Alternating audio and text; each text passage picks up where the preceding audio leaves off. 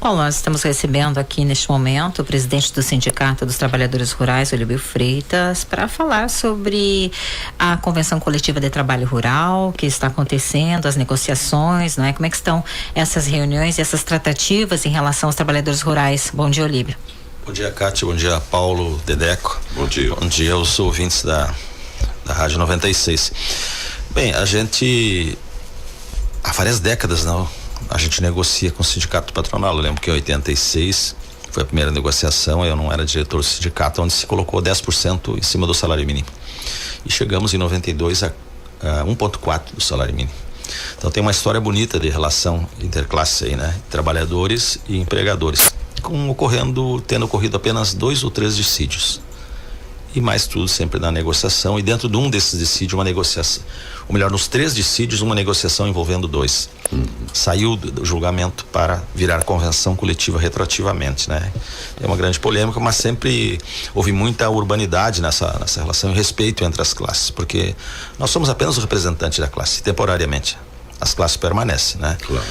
E isso é muito importante, e principalmente no momento em que nós vivemos, né? Onde o Brasil tem todo dia as notícias de trabalho escravo, né? Isso envergonha com certeza os empresários que cumprem a legislação. Eu estava ontem num seminário promovido pela prefeitura que anualmente eles promovem, né? E achei muito interessante, participei lá, principalmente acompanhando a fala sobre o tabagismo e sobre o trabalho escravo levada pelo doutor Hermano, coordenador do Ministério Público do Trabalho em Uruguaiana. Então, eu vi as colocações, né? Aqui os envolvidos no trabalho escravo, né? Integrantes do quadro de empregadores rurais de Uruguaiana estão lá na lista suja do trabalho escravo público, né? Entra lá no site da lista suja do Ministério do Trabalho e vê. Então isso, num momento desse tão delicado e que deveria haver, né, pelo menos mais diálogo, nós no dia 5 reunimos com os representantes, o representante da classe patronal, e lá nós ouvimos então uma proposta que para nós é indecorosa, né, de apenas colocar pouco mais de 4% sobre o salário dos trabalhadores. O trabalhador rural não enriquece ganhando salário. O trabalhador rural usa isso para ir ao mercado, para ir à farmácia, para ir à loja comprar, ele sobrevive com esse salário. No entanto, colocar 4%, 4,5% em cima disso, nós sabemos que não vai recompensar o poder de compra dele dentro do mercado, na loja, em qualquer lugar. Não é real isso, né? Nós compreendemos toda a situação da seca, da estiagem em relação à produção, mas também compreendemos que a produção reduzida de arroz, ela será compensada pelo preço. Com certeza o Brasil vai faltar alimentos, né? Os estoques de alimento, eles estão aí esvaziados, né? E a gente lamenta e quer publicamente dizer que durante décadas deixou então de acontecer a negociação, e o pior de tudo, né? Eu vou ler um trechinho aqui da ata, onde o sindicato rural registra para o seu representante legal o seguinte: registrando o sindicato patronal desde já que não tem interesse em mediação, dissídio ou qualquer outra forma de negociação, declarando-se encerrada, portanto, a reunião. Isso nunca ocorreu na história da relação dos sindicatos. Se alguém chega assim, não quero negociar, não me interessa a mediação, não me interessa dissídio. Outro aspecto importante lembrar, é que me dirijo aos trabalhadores e aos administradores, né, dessas empresas, é que as convenções coletivas, elas não têm mais a ultratividade. O ministro Gilmar Mendes derrubou, né, com seu voto lá, a ultratividade. O que é a ultratividade?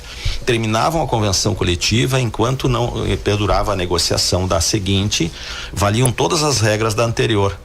Nós não temos mais regras. A partir do dia 1º de abril, nós não temos mais regras de relação ao trabalho contidas na convenção coletiva. Nós temos só as leis gerais de relação aos trabalhadores. O que isso significa? Todas as vantagens pagas aos trabalhadores, o serviço de doma, a participação na produção, todas elas são salário a partir de agora. Os empregadores terão que recolher fundo de garantia, né, e demais contribuições relativas a elas.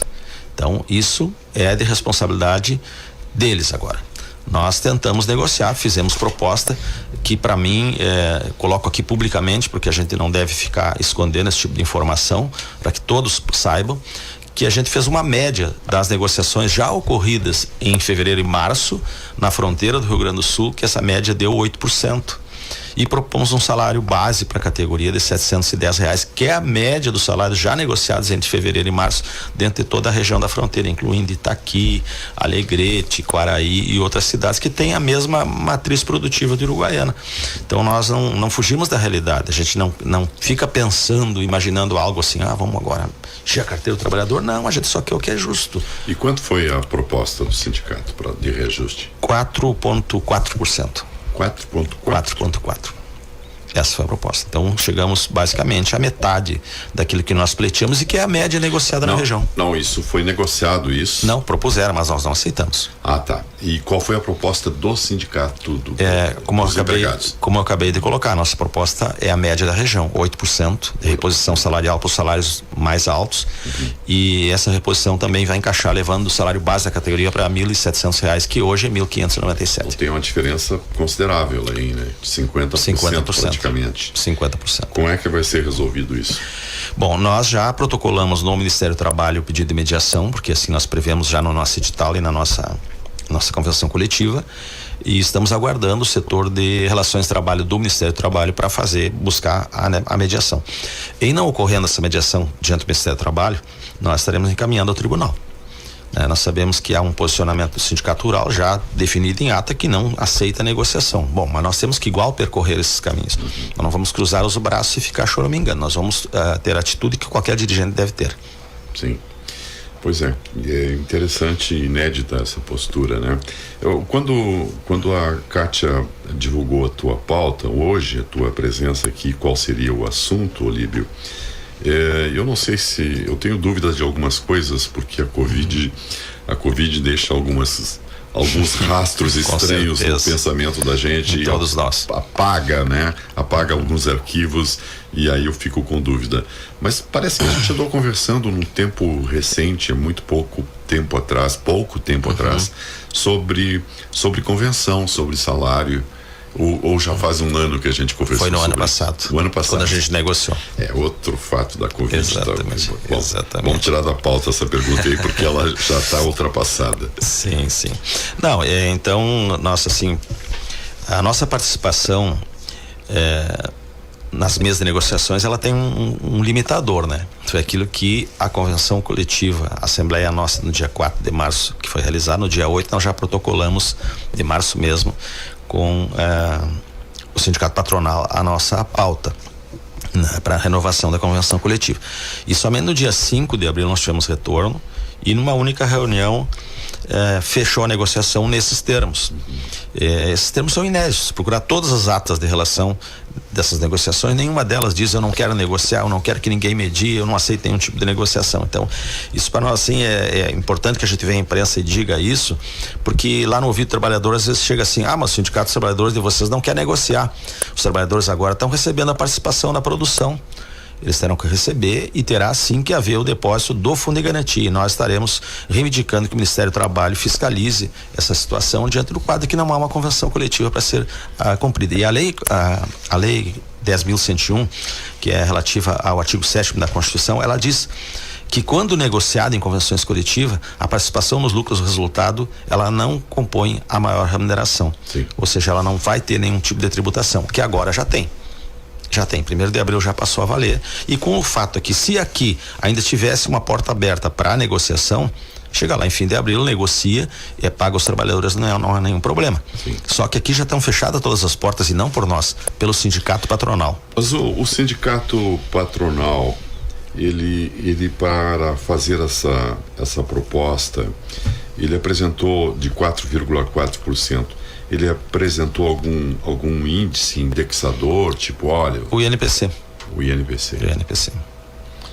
E o INPC não é aceito. Nós compomos uma pauta reivindicando 10%. O que integra esses 10%?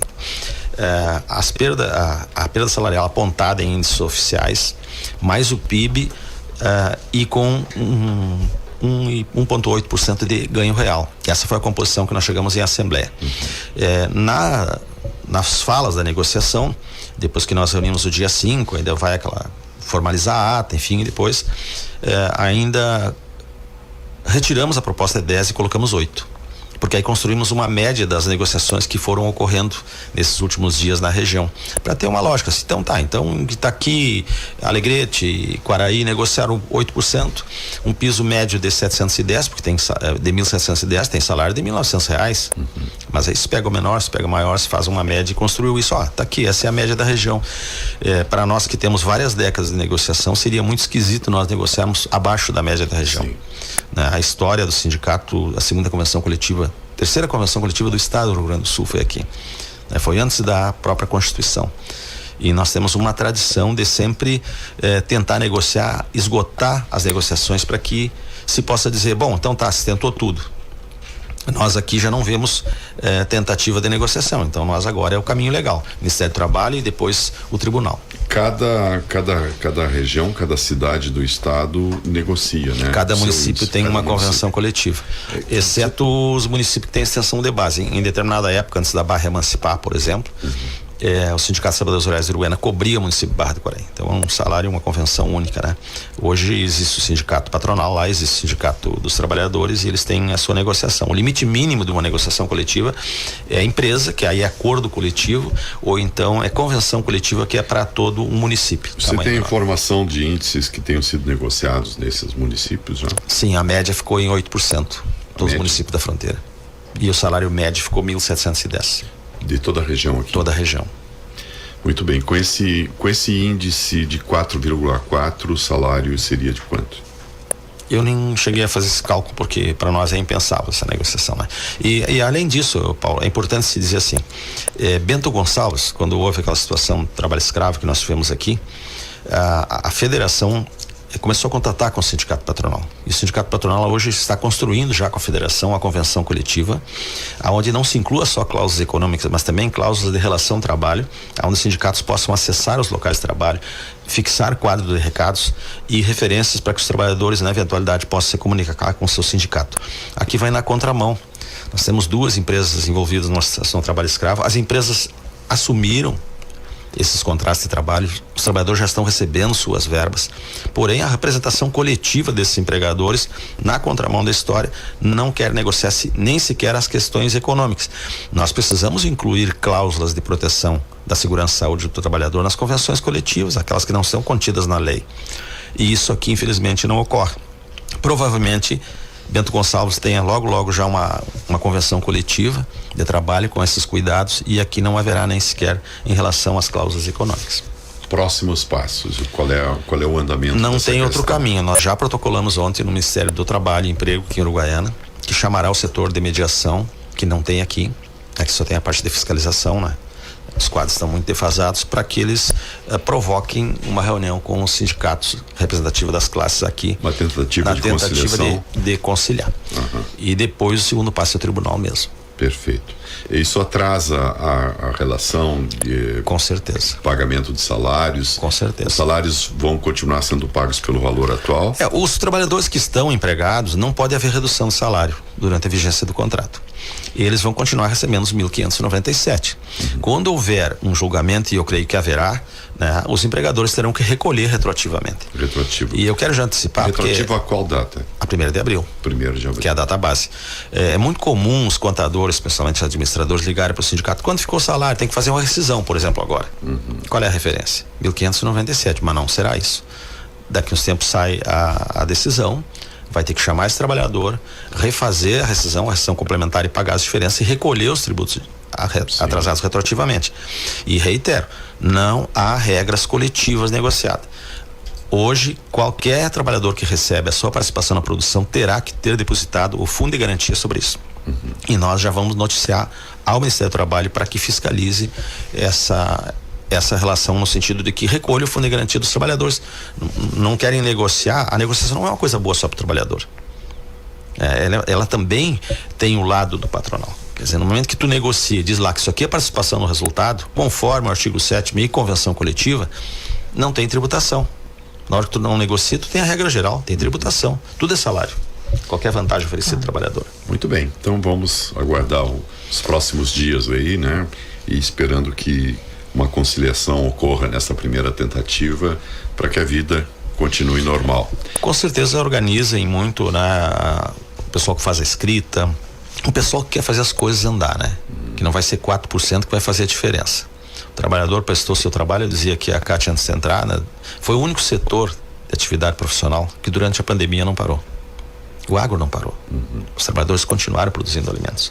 E nós representamos essa valorosa classe e nós não arredaremos 1 milímetro daquilo que é a vontade deles. Nós somos apenas o representante da classe. Muito bem. Olíbio Freitas, presidente do Sindicato dos Trabalhadores Rurais, conversando com a gente então sobre a Convenção Coletiva de Trabalho Rural 2023-2024. Todos os detalhes foram passados. Muito obrigado, Olíbio. Tenha uma boa quinta-feira, bom feriadão aí pela frente. Nós vamos para o intervalo comercial aqui do 96 Notícias e voltamos em seguidinho. Aproveitando a sua presença, presidente Robertito, e o campo? Como está o campo? Como está a estiagem? Parou o sofrimento? Estamos voltando ao normal? Ou ainda falta chover mais? Olha, Paulo, a verdade é a seguinte: a gente se engana, né? O pessoal urbano já não tem mais calor. Sim. Os dias são mais curtos, né? As noites mais longas, tem sereno. Tiraram o casaco do depósito. Mas tem sereno. Então acham que a seca terminou. Se tu for para fora, as pastagens estão morrendo por falta d'água. Foi aqueles momentos de chuva que teve e depois não teve mais. Tem lavouras implantadas assim de pastagem que não estão vingando. Porque parou de chover e parou. Sim. Então aí o produtor está botando a ureia para tentar. Agora parece que veio uma chuva e assim está indo. Ou seja, a seca em si não terminou. As barragens não encheram. Não captaram água ainda. Os depoimentos são de barragens vazias. E nós tivemos uma quebra de produção aqui na nossa região de 30%. Nossa. E a prova está o recebimento nas indústrias e o recebimento nas cooperativas. Sim. Não teve fila. E a cooperativa KU recebeu 30% a menos de arroz. Isso é fato. Depois a outra, vamos para a pecuária. O gado sofreu no verão. Não está vindo pasto para alimentar e engordar esse gado. Se vier o inverno cruel, quem não tiver pastagem vai perder gado. Então a nossa situação, como eu te disse antes, eu não vim para isso, porque são duas coisas diferentes, né? Dois problemas diferentes. Um problema nosso, particular, empresarial, que reflete também nisso, mas é um problema que nós temos que resolver com atitudes. Claro. Né? Mas esse é o fato. Mas essa segunda pauta aqui é a pauta da realidade, né? Da realidade da atividade pecuária. Que todos os relatórios que temos é de barragens muito, muito baixas, sem recuperação da água. E a preparação da próxima safra na área da agricultura não vai demorar, né? Já deve ter terra começando a ser arada. Já tem terra, é que as coisas vão andando. E aí tu olha o clima, não sei se tu já teve acesso a alguns. Estão falando de uma primavera muito chuvosa. Muito chuvosa. Aí tu soluciona o problema das barragens, mas quem não se adiantou, quem não preparou a terra, quem não fez as taipas, não vai plantar. Não vai poder plantar na época certa. E aí já é outra. Coisa. É outra coisa, né? E são coisas que a gente tem que ir administrando. E tem coisas que a gente não consegue administrar, que é o clima, né? Nossa, é uma atividade. Tem que se adaptar. Na realidade é uma atividade de risco, né? De alto risco. A agricultura em geral, o agronegócio. E de muito investimento. Muito, claro. Exatamente. Tu coloca tudo na terra para depois ver se tu consegue. Vai ver se chove. Primeiro planta, depois vê se chove. É isso aí. Roberto Guidino, presidente do Sindicato e Associação Rural, muito obrigado pela presença, pelas informações, e estamos aqui sempre com o microfone aberto para fazer comunicação à classe.